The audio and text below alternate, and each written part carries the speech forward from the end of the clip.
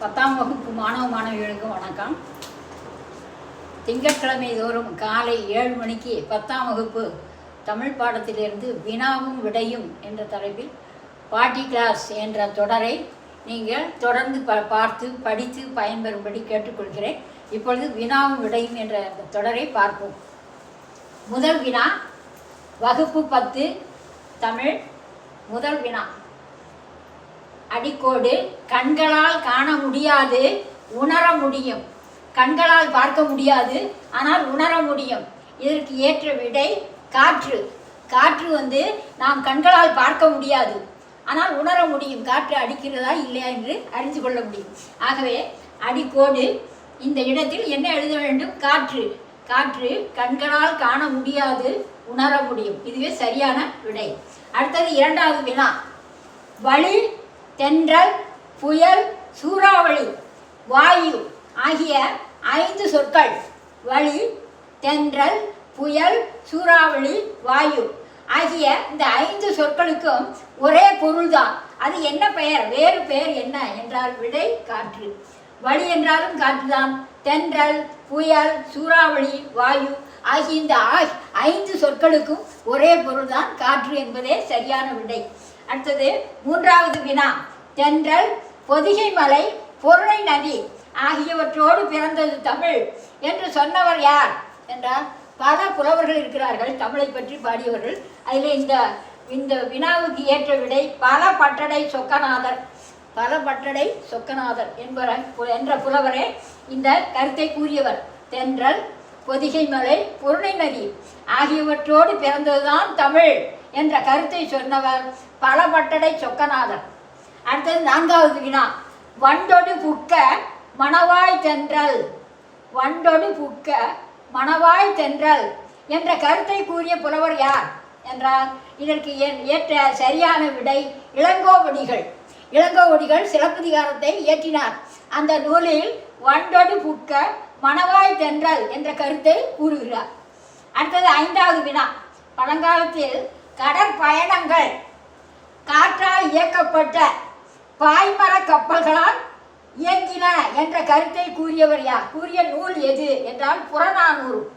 பல நூல்கள் இருக்கின்றன. கப்பல்களை பற்றியும் கப்பல் பயணத்தை பற்றியும் கூறிய நூல்கள் பல இருக்கின்றன. அதில் இந்த புறநானூறு என்ற நூலிலே சொல்லப்பட்ட கருத்து என்ன? பழங்காலத்தில் கடற்பயணங்கள், கடலிலே செல்லும் பொழுது அந்த காற்றாலே இயக்கப்பட்ட பாய்மர கப்பல்களால் இயங்கின என்ற கருத்தை கூறிய நூல் எது என்றால் புறநானூறு. அடுத்து ஆறாவது வினா, இந்தியாவில் காற்றாலை உற்பத்தியில் முதலிடம் வகிக்கும் மாநிலம் எந்த மாநிலம்? இந்தியாவில் எத்தனை மாநிலங்கள் உள்ளன? அத்தனை மாநிலங்களிலும் காற்றாலை உற்பத்தியில் முதலிடம் வகிக்கும் மாநிலம் எது என்றால் விடை தமிழ்நாடு.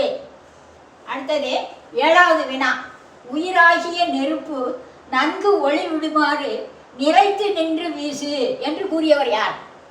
உயிராகிய நெருப்பு நன்கு ஒளி விடுமாறு நிலைத்து நின்று வீசு என்று கூறியவர் யார் என்றால் விடை பாரதியார். பாரதியாரை இந்த கருத்தை கூறியவர். அடுத்தது எட்டாவது வினா, பத்மகிரிநாதர் தென்றல் விடு தூது. பத்மகிரிநாதர் தென்றல் விடு தூது என்ற இந்த சிற்றிலக்கியத்தை இயற்றிய ஆசிரியர் யார் என்றால் விடை பலபட்டடை சொக்கநாத புலவர். பலபட்டடை சொக்கநாத புலவர். பத்மகிரிநாதர் தென்றல் விடு தூது என்ற சிற்றிலக்கியத்தின் ஆசிரியர் யார் என்றால் விடை பலபட்டடை சொக்கநாத புலவர். அடுத்தது ஒன்பதாவது வினா, மூதூர். மூதூர் என்ன? இந்த மூதரை எப்படி பிரிப்பது? முதுமை கூட்டல் ஊர், மூதூர் பழமையான ஊர் என்பது பொருள். இதற்கு ஏற்ற இலக்கண குறிப்பு விடை பண்பு தொகை. மூதூர் என்ற இலக்கண குறிப்பு பண்பு தொகை என்று எழுத வேண்டும். அடுத்தது 10வது வினா, கொல்லிமலை அமைந்துள்ள மாவட்டம் எது? கொல்லிமலை எங்கே அமைந்துள்ளது? அந்த மாவட்டம் எது என்றால் விடை நாமக்கல் மாவட்டத்தில் அமைந்துள்ளது. கொல்லிமலை நாமக்கல் மாவட்டத்தில் அமைந்துள்ளது. இதுவே சரியான விடை. அடுத்தது 11வது வினா, முல்லை நிலத்திற்கு உரிய தெய்வம். முல்லை தெரியும். முல்லை நிலத்திற்கு உரிய தெய்வம் எது? விடை திருமால். பெருமாள், திருமால் என்றெல்லாம் சொல்கிறல்வா, அந்த திருமால் என்பதே சரியான விடை. முல்லை நிலத்திற்கு உரிய தெய்வம் விடை திருமால். அடுத்து 12வது வினா, இந்தியா, சுதேசமித்திரன் ஆகிய இதழ்களின் ஆசிரியர் யார் என்றால் விடை பாரதியார். பாரதியாரே இந்த 2 பத்திரிகைகளையும் நடத்தி வந்தார்.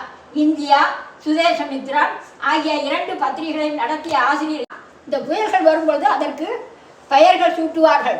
அதில் இந்த கஜா புயல் வந்த பொழுது அந்த கஜா என்ற பெயரை சூட்டிய நாடு எது என்றால் இலங்கை. கஜா புயலின் பெயரை தந்த நாடு எது என்றால் விடை இலங்கை. அடுத்தது 14வது வினா. முல்லை திணைக்கு உரிய நிலம் எது என்றால் காடும் காடு சார்ந்த இடமும் முல்லை நிலம் எனப்படும். முல்லை திணைக்கு உரிய நிலம் எது என்றால் காடும் காடு சார்ந்த இடமும்.